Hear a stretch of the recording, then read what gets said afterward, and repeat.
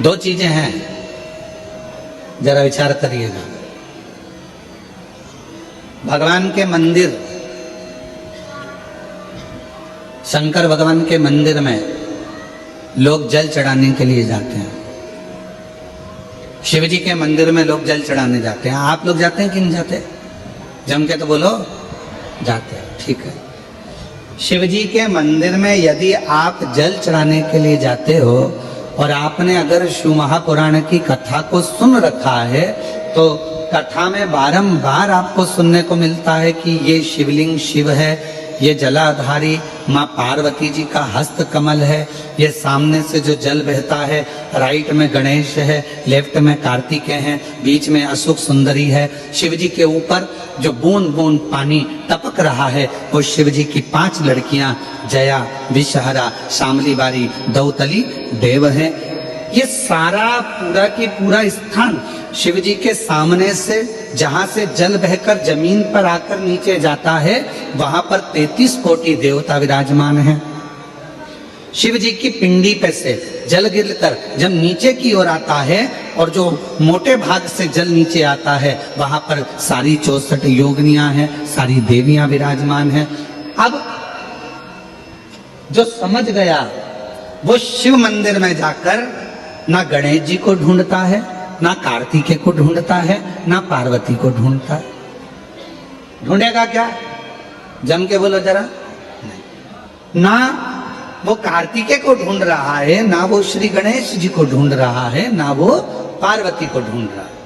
अब जिसके दिल में ही शिव नहीं बसा है, जो भगवान शंकर को जान ही नहीं पाया, वो मंदिर में जाकर क्या करता है? 1 लोटा पानी लेगा, शंकर जी पे भी चढ़ा देगा, उसी पानी में से गणेश जी को भी चढ़ा देगा, उसी पानी में से पार्वती जी को भी चढ़ा देगा, उसी पानी में से कार्तिकेय जी को भी चढ़ा देगा। अरे भैया, अगर शिव महापुराण की कथा सुनी है तो शंकर की कथा में आता है, जहां शिवलिंग है, जहां शंकर विराजमान है, वहां जल पूर्ण समर्पित कर दो, सारे देवताओं में अपने आप पहुंच जाता है। उसको देना नहीं पड़ता, उसको पहुंचाना नहीं पड़ता। और ये गलती बहुत सारे लोग करते हैं। आप लोगों से निवेदन है, शिव जी के मंदिर में अगर जल चढ़ाने जाना है आपको, तो पार्वती मैया को अलग से जल नहीं चढ़ाना, कार्तिकेय जी को अलग से जल नहीं चढ़ाना, गणेश जी को अलग से जल नहीं चढ़ाना। किसी भी मूर्ति पर शिव को जल चढ़ाने जाओ तो अलग से किसी मूर्ति पर जल मत चढ़ाओ, ना पार्वती जी को, ना गणेश जी को, ना कार्तिकेय जी को।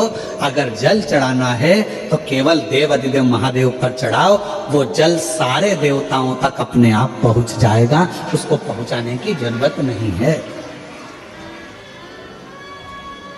चलो और सरल भाषा में समझ लो।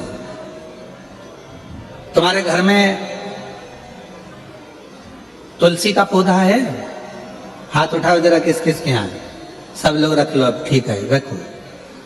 तुलसी के पौधे में पानी कौन कौन देता है? सब देते हो? ठीक है। पत्ते पे देते हो क्या?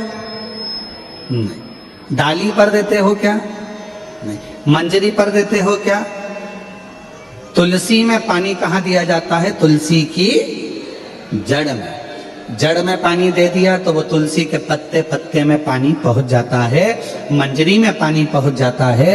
वृक्ष की जड़ में पानी दे दिया तो वो पानी सब दूर फल में, फूल में, डाली में, पत्ती में, सब जगह पर वो पानी पहुंच जाता है। उसी तरह जैसे जल जड़ में दिया जाता है, पानी जड़ में दिया जाता है, तो वो सब जगह पहुंच जाता है। उसी तरह शिव मंदिर में केवल शंकर भगवान पर जल चढ़ाया जाता है तो वो सब देवताओं तक पहुंच जाता है, सब देवताओं तक।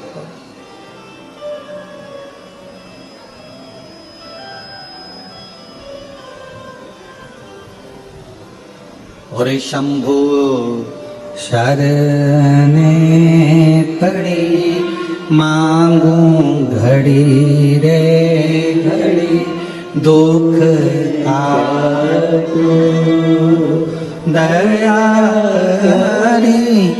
दर्शन आपो शंभु शरण मानो धीरे दुख काटो दया करी दर्शन आपो शंभु शरण मानो धीरे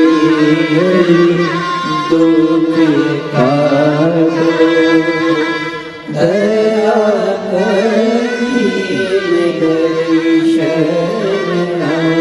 आपको अलग से जल देने की जरूरत नहीं है, पत्ते पर अलग से पानी डालने की जरूरत नहीं है, डाली में अलग से जल देने की जरूरत नहीं है। केवल जड़ में पानी दीजिए, फूल में, पत्ती में, फल में, सब जगह पर वो पानी पहुंच जाता है। उसी तरह अगर जल देना है तो शंकर जी के मंदिर में कभी भी जाओ, ना पार्वती जी को पानी चढ़ाना, ना गणेश जी को पानी चढ़ाना, ना कार्तिकेय जी को पानी चढ़ाना। अगर लोटा भर के जल चढ़ाना है तो किस पे? महादेव पर चढ़ाना, शिव।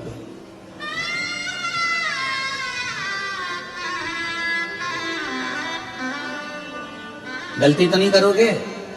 बोलो तो जम के। कहां जल चढ़ाओगे? शिव जी।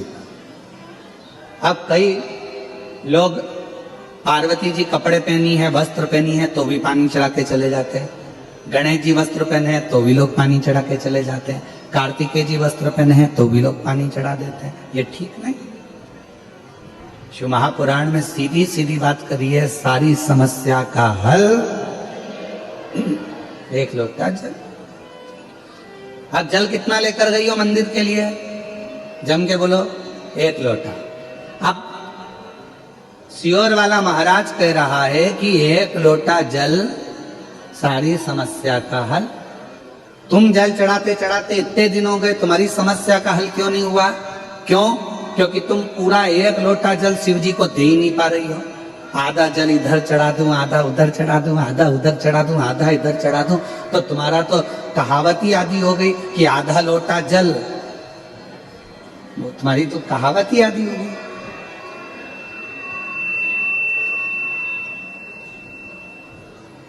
पूरा एक लोटा चढ़ा? अरे बोलो तो जम के। नहीं चढ़ा, नहीं चढ़ा।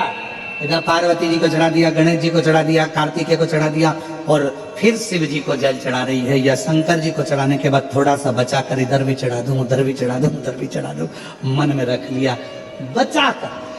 पशुपति व्रत की महत्वता में स्वयं शिव महापुराण में पाशुपत्य अस्त्र, पाशुपत व्रत और पाशुपत योग, तीन चीजों में पशुपति व्रत की महत्वता में यहां तक कहा है कि तुम पशुपति व्रत के लिए अगर कोई मीठा बना रही हो, प्रसाद बना रही हो, तो वो प्रसाद जितना बनाया है वो पूरा की पूरा लेकर मंदिर जाना पड़ता है। बोलो सही है कि गलत है? कढ़ैया में, भगोनी में जितना प्रसाद, हलवा बनाया, खीर बनाई, जितनी बनाई है सब लेकर जाओ, छोड़कर नहीं जा सकते। अगर आधा प्रसाद कढ़ैया में छोड़ दिया और आधा लेकर गए हो तो प्रसाद के 2 हिस्से हो गए। भगवान पशुपति व्रत को स्वीकार नहीं करेगा, वो स्वीकार नहीं। बनाओ उतना जितना मंदिर में लेकर जाना है, बनाओ उतना जितना परमात्मा के दरवाजे पर लेकर जाना है। अब हमने क्या करा, बना थोड़ा ज्यादा लिया, आधा रख दिया घर वालों के लिए, बच्चे खा लेंगे इसमें से, पति को दे दूंगी इसमें से, और आधा प्रसाद ले गई मंदिर, मंदिर में ले जाके 3 हिस्से कर दिए। अब विचार करना, मंदिर में ले जाने से पहले प्रसाद के 2 हिस्से हो गए, आधा तो तूने घर में छोड़ दिया, आधा मंदिर में लेकर चली गई, फिर वहां पर जाकर 3 हिस्से हो गए, तो कुल मिला के हो गए 5 हिस्से। तो मतलब ही क्या हुआ फिर उस प्रसाद? और फिर क्या कर रही है, मैंने 4 बार पशुपति व्रत करा गुरुजी, पर ना जाने क्या ऐसा योग बना कि भगवान मेरी सुनता ही नहीं है, भगवान मेरी सुनता ही नहीं। कैसे नहीं सुने?